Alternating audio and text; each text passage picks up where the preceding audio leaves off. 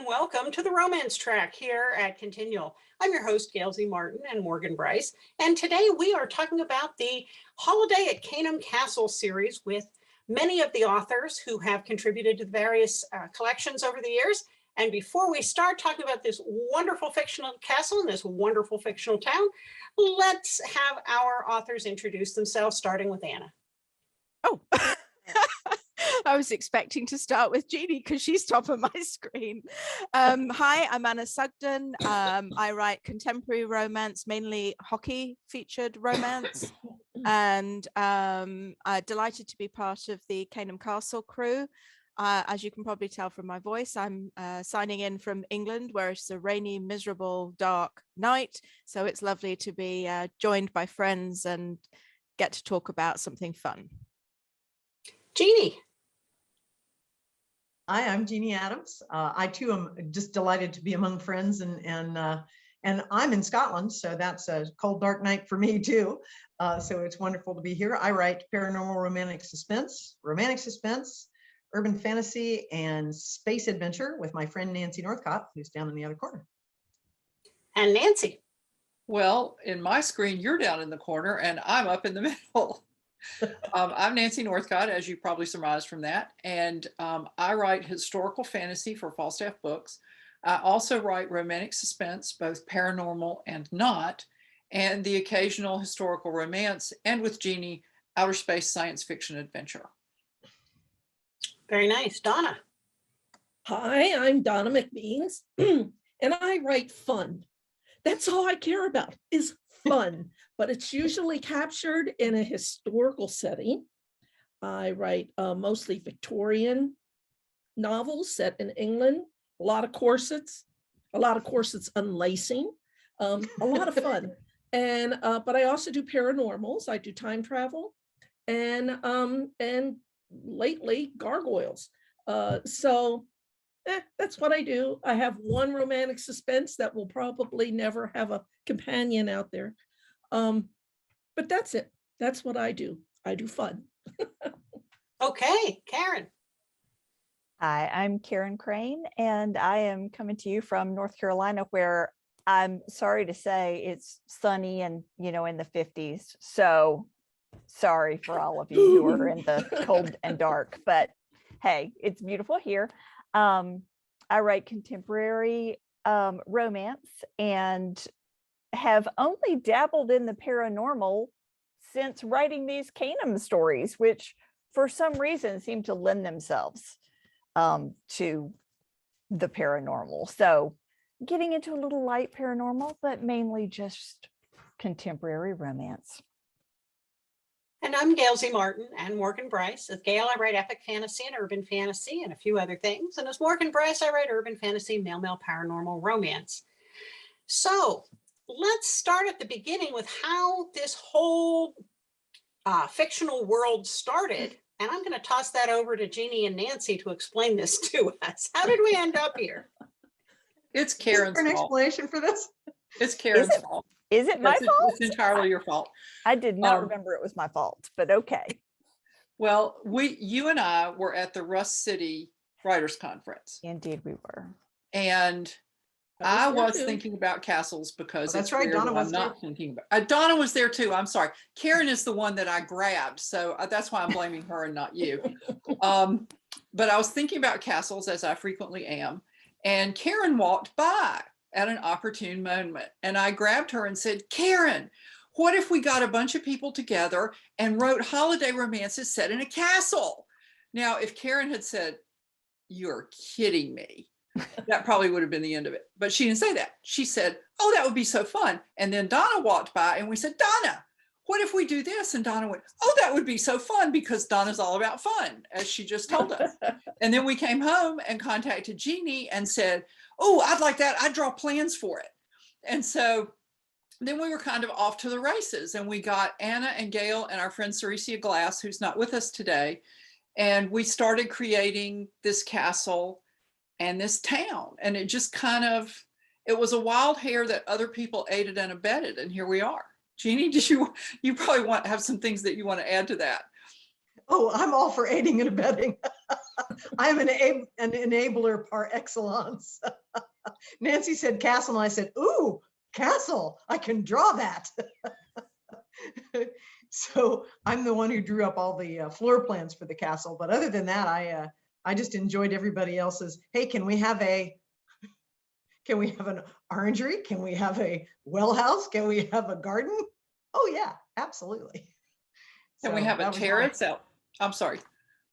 that was my aiding and abetting. Well, and somebody suggested a terrace outside the Great Hall. It might have, Donna, was that you? That was probably me. Yeah, and so we have that too. We started with your basic castle and then we elaborated it and then we moved into the town. And Anna made a couple of important contributions, especially with regard to names in the town for shops. Do you want? Well, yes, I at the time that this fun thing was suggested by all these people about castles, bearing in mind, English, so castles don't have quite the same excitement that they have to you guys. I was at a yarn fair and they said, what do you think about this? And I was like, well, it's my buddies, so why not? Let's join in and have some fun. And I was actually walking past a stall for You and Ply. You and Ply are actually a real yarn business, and they very kindly agreed when I leaned over and said, hey, I hear you've got a tea shop. That would be so cool. Would you mind if I put you in a book? And they went, no. So that's how the yarn and tea shop in Caynham itself ended up with the You and Ply store.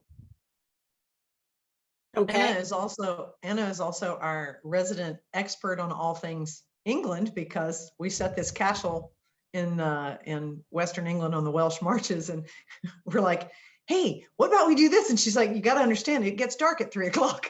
You can't do that. You can't have a tour at 7:30 in the morning because it's dark. Trains don't run on those days. Yeah, exactly. That was a big one. Trains don't run at that time of day. Boxing Day, nothing happens. You can't do that. So she's been our wonderful reality check too about things where Americans are going, really? You can't do that? What do you mean you don't have Halloween? And we have a catering business because of Caren. She created the catering business. Didn't you do the florist too? Yes, Yes, you did. I created a florist shop and a catering business, and I've used a lot of the town because my stories tend to center more on the town than they do on the castle. So I mention the castle, I have them walking through, reception or something, or hopping on a golf cart and, trekking down to a room somewhere. But that's kind of it for me in the castle. Other people tend to set theirs more in the castle and the hotel visit the castles. But and thank God for Jeannie, because without the Bible of Caynham Castle and the town with the maps and the illustrations and this is what the people are called and this is who they all are, I don't think we'd have ever made it through to the third iteration of Caynham Castle books. I love the working together on the layout of the town and of the castle and the decorations. Early on the first one, it was like, all right, folks, we need to figure out where the 30-foot Christmas trees are so that we don't have them moving all over the lawn because we've said they're in different places. That's just kind of creepy. So getting a fix on the details that we all share has been a massive part of this, like it is with any shared world series. Nancy, you were going to say something. I'm sorry, Gail. Didn't you create some caves and some ghosts and a special Christmas ornament? Yes, yeah. The ornament. I've come up with 3 different ghosts because ghosts are my jam. Every book is better with ghosts and maybe a dead body or 2. That's just kind of how I roll. So yeah, mine is mostly in the castle, other than when they go down and take a nice little jaunt through the city and at the town and get a beer. Yeah, there's been a different ghost in each book that I tried not to have mess up anybody else's story. That's always the other thing, is trying to make sure that what you have your characters doing isn't going to cross what somebody else is doing, or maybe even be seen. So because you don't want to throw things out of parallel. And yes, so different ghosts, caves that turn out to be very important to the story, which I had to look at the landscape and say, do they have caves there? Could caves be here? Because caves are a geological feature that can't just be everywhere. And they could, and they were. And then, yes, a Christmas tree topper that the Earl's mother had taken down into the bomb shelters during the Blitz because she was not letting the Nazis destroy Christmas. And so she guarded that glass tree topper, which has become now a family heirloom. And it was fun sharing those kinds of details with everybody to go, hey guys, I did a thing. Just, yeah. My famous And of course, Donna was the one who came up with the idea, which is ironic, really, given your latest story. But Donna came up with the idea of the mysterious gargoyle, that if couples kissed in front of this gargoyle, they'd experience true love. And it was Donna who came up with that and came up with the rhyme. And so everybody's stories involve the gargoyles in some sort of way. And the gargoyles became a huge part of it, which was really cool. It's really cool and fun bringing them together. That's been fun. So let's talk a little more about how this town has grown out as we've all needed something. It's sort of become the room of requirement. You know, we said, I needed this. Is there somewhere to wedge it into the town? Or I needed that. And anyone want to take that one on? Because we've done a lot of adding to the town. Well, as the Bible person, I guess I'll take that on first. It's actually been quite fun because people would say, hey, I need a bookstore. Can we have a bookstore? Ceresia's story and the first one in Christmas at Caynham Castle has the bookstore, involves the bookstore. So yes, there's some mystery surrounding the bookstore and there's some fun things there. So we put that in an empty space on the map in the town, and then the florist and the baker and the bar. The bar has absolutely been a gathering spot for almost every set of characters at one point. I think I've used it in every one of my stories. The Yeah. Boren Night, they're always at the Boren Night. Mhm. Yeah, because why not? It's a good local pub, right? And for me, one of the most fun things, in addition to just taking part in the world and playing in a castle, has been finding other people's the ideas that people came up with and integrating them into the Bible. And then the new cats. We have cats in the castle now, thanks to Anna. Oh, So, of course. Of course, they have to have something. They have to keep the vermin down. Exactly. Working cats. Working Of course. Well, and even coordinating on things like the menu at the tea shops. There we go. Cue the cat. This is Jersey Girl, everybody.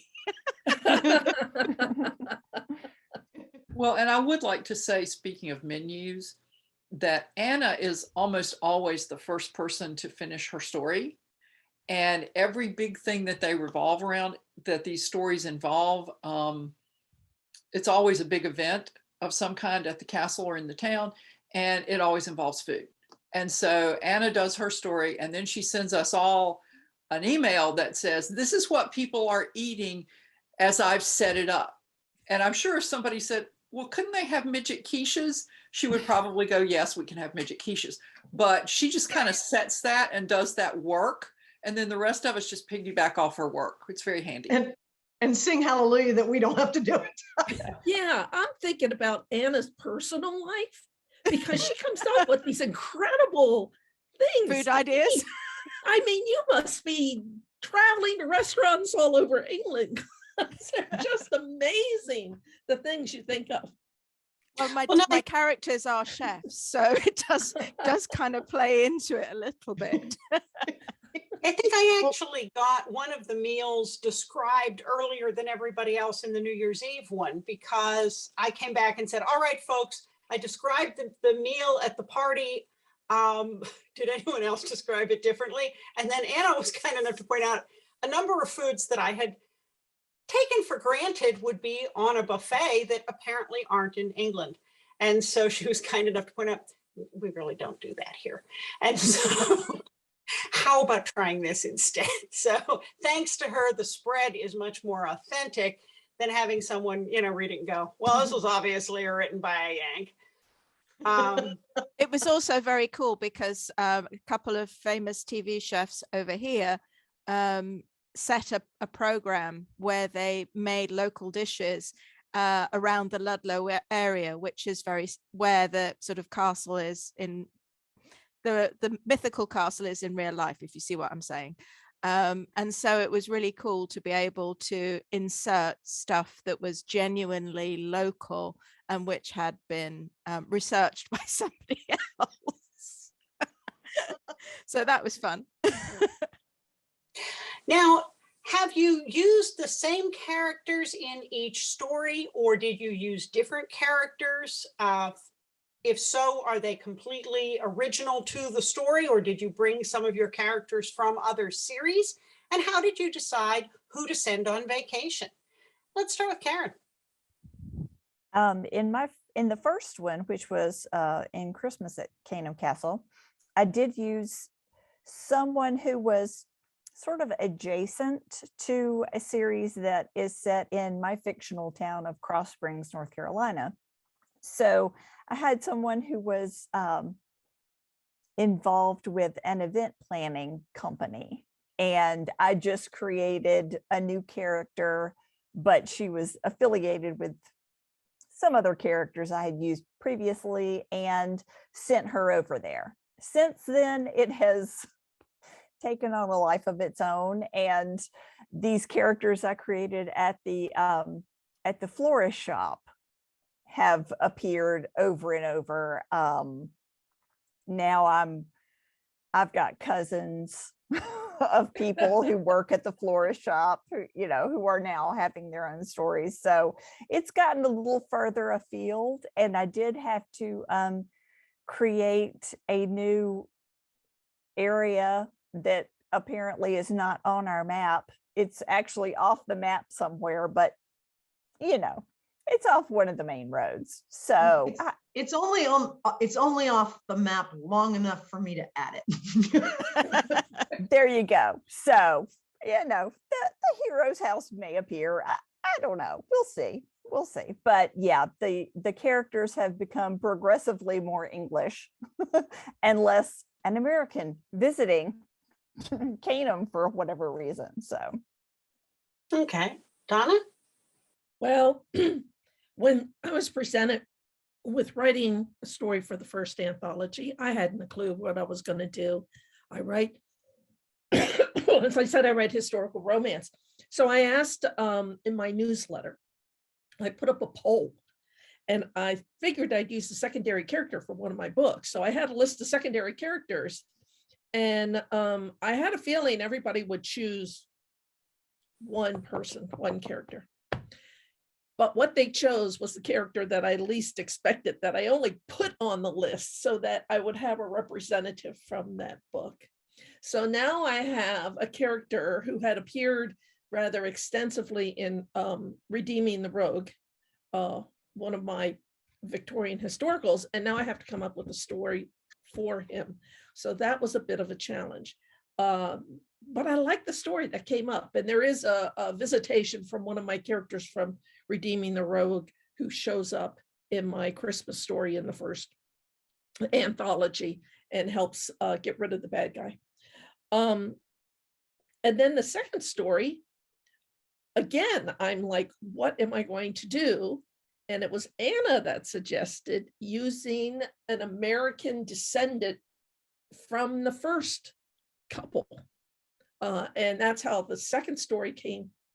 At least I had my main character. She had a mission to return some of the artifacts from those two back to the castle. So she has a reason to go to England, and it kind of went from there. But I am stepping in two different genres, from completely historical in my first story to a contemporary paranormal in my second. So I'm sure to alienate some of my readers. with the series, but hopefully please some others. I Nancy. love the story. These are all new characters in my stories. I thought at one point that I would follow up the characters from the first story with the second story. And when I sat down to write it, I discovered it just wasn't coming. And the reason it just wasn't coming was I really felt I had resolved their conflict in the first story. And so if I were to use them again, I would have to generate some sort of conflict, and that just, I didn't want to do it. I did use in the second story Gail's Caves and Karen's Forest, just incorporating those in that. But I have a tendency to get ideas for series and then just write something in them. And it's kind of a scattershot approach. And so the only books I have written actually in this Arachnid Files series were all written for anthologies. The Capital Danger anthology, a DNA anthology Caren put together, and then the 2 Caynham Castle stories. So someday I'm going to write something that exists in this series that doesn't first appear in an anthology, but I haven't gotten there yet. How about you, Jeannie? Oh gosh, both the stories I wrote for the Caynham Castle books connect with my Witches of Haven Harbor series, which is a imaginary town in the northern part of Massachusetts, north of Salem, where some of the Salem witches escaped the witch trials. They are paranormal all the way through, and the first set of the Christmas at Caynham Castle, my hero is the Earl of Caynham. And so I sort of set myself up to reuse, to have him appear in pretty much everybody's story. Yeah. And continue on to the next set of stories. His American now wife, he married her after the end of Christmas Caynham Castle, is a former resident of my Haven Harbor series, and a friend of hers visited in Trick or Treat at Caynham Castle. So they are both they're all connected to my Haven Harbor series. Okay, Anna. Well, the first story, A Perfect Grey Christmas, came about because the character that most people had asked from my New Jersey Ice Cats series about was a character called Ryan Gray, who runs Gray's Steakhouse, and all the characters in the Ice Cats would go and eat at Gray's Steakhouse. And Ryan Gray was a former member of the Ice Cats who'd been, his career was cut short by injury. And so readers kept saying, when is Ryan Gray going to get his story? So that was sort of an ideal opportunity to give Ryan Gray his story. And then the second story came about because readers said, but what about Susie, who's his restaurant manager? Everybody else went to Caynham Castle in your Christmas story, and she didn't get a look in. So lo and behold, Susie gets to go to Caynham Castle as part of the deal for the second story. And also, interestingly, a character that appealed to readers, which I didn't appreciate, there's a sort of secondary romance in the next story, and that was Marcus, Lydia's brother. So he gets his happy ever after too. Yay! Yeah. Now, I should say up front, I'm writing male-male romance. Everybody else is writing male-female. So that's a little bit of a difference right there. I also tend to do established characters in my series. And so the first one in the Christmas series, I took Teague Logan and Anthony Benton from my Deadly Curiosities urban fantasy series that's written under the Gail Z Martin name.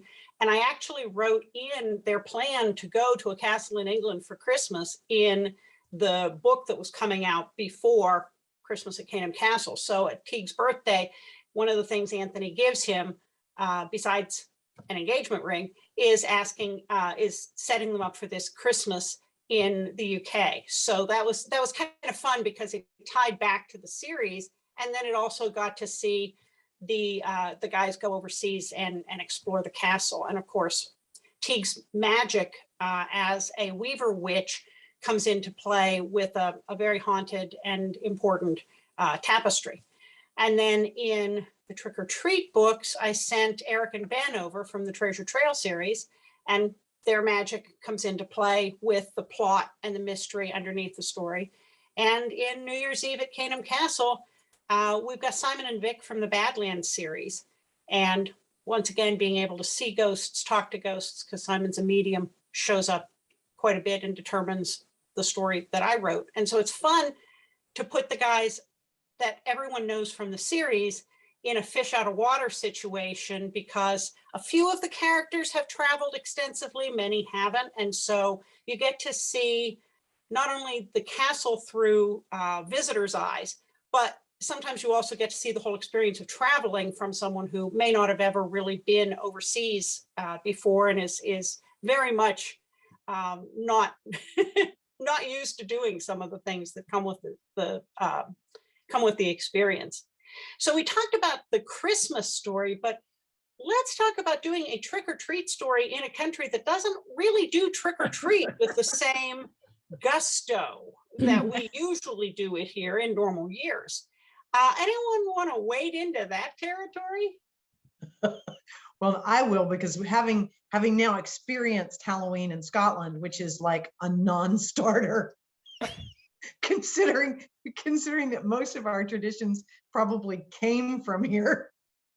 You know, Americans have taken that and just run with it. It was interesting to see how little Halloween decor, how little trick-or-treating. Some of the kids were doing things at school, but there was not like neighborhood things. And so it ended up with trick-or-treat at Caynham Castle because my character's wife is American. There was a little more, we were able to infuse a little more trick-or-treat into the castle, but also we focused more on bonfire night, which is November 5th. Am I right, Anna? It's November 5th. That's right? correct. Yep. Yeah, which is a really big deal here. Surprising night to Americans. What? It's Guy Fawkes night, Yeah. but also known as bonfire night. Yeah. And it's a very big thing here. And, you know, it was fun to experience that. I'm spending a year in Scotland studying and experiencing some of these things after having already written about it and not ever knowing anything about it except what Anna was able to tell us or what I was able to read. It was really strange to then go, wow, it really is a big deal. This is cool. And wow, Halloween is so not. And you're such a big Halloween decorator that, you know, you had to do without your skeletons and your dragons and all of your other decor. I know, it was awful. I actually brought some with me, just so I wouldn't be homesick. I would die. If you'd come to Cambridge, we had carved pumpkins and trick-or-treating. Yeah. Anybody else want to weigh in on the interest of pulling trick or treat out of bonfire night and working all those things into their story? I didn't do much with trick or treat. My story ends on bonfire night, which I have to say, it's odd to celebrate that somebody failed to blow up the Houses of Parliament, but since people have a big fire and they stand around it and they eat and they drink, I really think that's a custom we need to adopt in this country. Just saying. And fireworks, don't forget fireworks. Oh yeah, fireworks.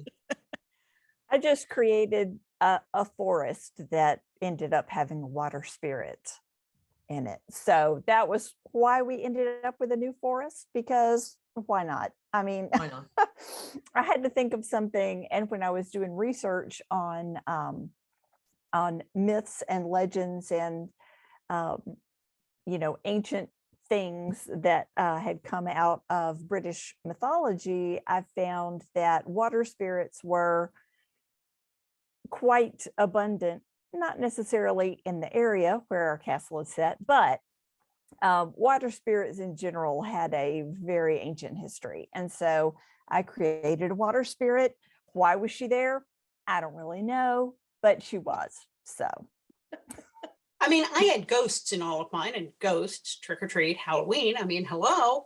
So ghosts go with everything. They kind of match the decor probably because they're transparent. Anyhow, anybody else want to toss in on Halloween? Well, also, I mean, you know, ancient castle, ghosts, you know, the obvious thing to do. And we may not have Halloween, but we do like a good party. So why not? That's one thing we never fail to do. We never fail to party in each of these books. We always have a good party. So we have a new one coming up this year, Ring in the New at Caynham Castle. And this one doesn't happen right after the first Christmas. It's actually a couple of years later. So we go a different year with each holiday. And so without any spoilers, anybody want to talk a little bit about looking at New Year's Eve at Caynham Castle? Well, we had a great idea. Sorry, go on, Donna. I was going to say the whole idea, you know, usually all the focus is on Christmas, and now you have to do New Year's. And I was looking at the calendar and I thought it was just so perfect, at least for this year. But there's no mentions of years, I don't think, in any of our books. So, but at least for the year that this was created, there were 5 days from the date that my heroine was slotted to arrive, which was the day after Christmas, to New Year's. And so my whole story became about those 5 days with something significant happening on the 5th day. And that led to the concept of a gargoyle coming alive who only has 5 days to accomplish his goal to help the heroine. The only problem is the heroine doesn't recognize that there's any aspect that she needs help with. So they have 5 days to figure it out and have him resolve the issues while he is discovering, I can move. Look at this. I can move. I got my hands, go, you know, all these kind of things that a gargoyle typically would not be able to experience. So he's going through all the experiences of modern day, as well as with this pressing need to fix whatever is the problem with this girl who doesn't seem to have any. So New Year's, the concept of New Year's became very important because whatever was going to happen on New Year's Eve was definitely going to impact the next year. And it did give me a little ticking clock rolling through my story. But I really enjoyed the story, and I hope everybody else does too. Definitely the fun is evident. Well, somebody came up, I think, I can't remember if it was Jeannie or Caren came up with the idea of instead of having a party to have it like an antiques roadshow event at the castle. So there would be a sort of pre-event with experts from all different categories of antiques coming, and then there'd be an actual antiques roadshow like the TV show where people would bring in their antiques, which, you know, gave the opportunity for haunted items and, you know, and all that sort of thing to come apart. So the blast from the past experience kind of set us up with something to work around other than just another party or ball, which was really cool. So we were doing something different this year. But of course, the blast from the past rat party gives us a party. Gives us a party as well.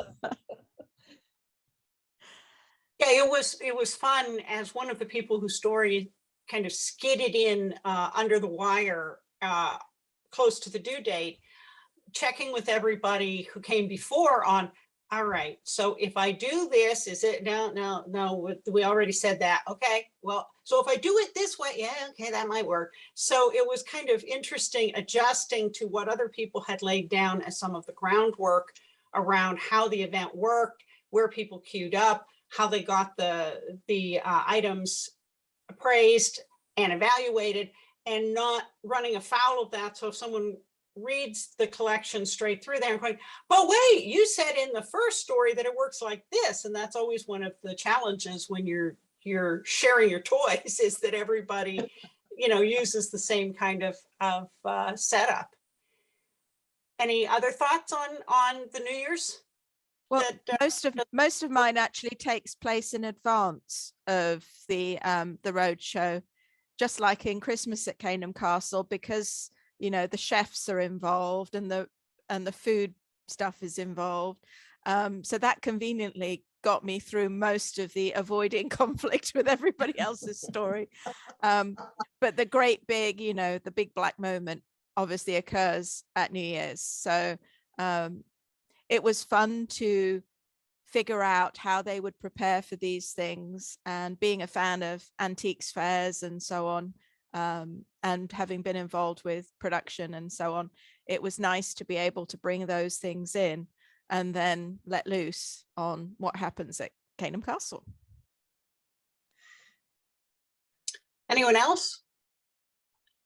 Well, it's not about New Year's, but I did want to add that Ceresia's story in Christmas at Caynham Castle utilizes a lot of the town and a lot of the castle as well, and this comes from one of her major series. And I meant to say that a minute ago when we were talking about whether or not characters came from our other series, but her story does come from one of the series, and I don't want to neglect to mention that because she couldn't be with us today, and her story is really fun in Christmas at Caynham Castle. So.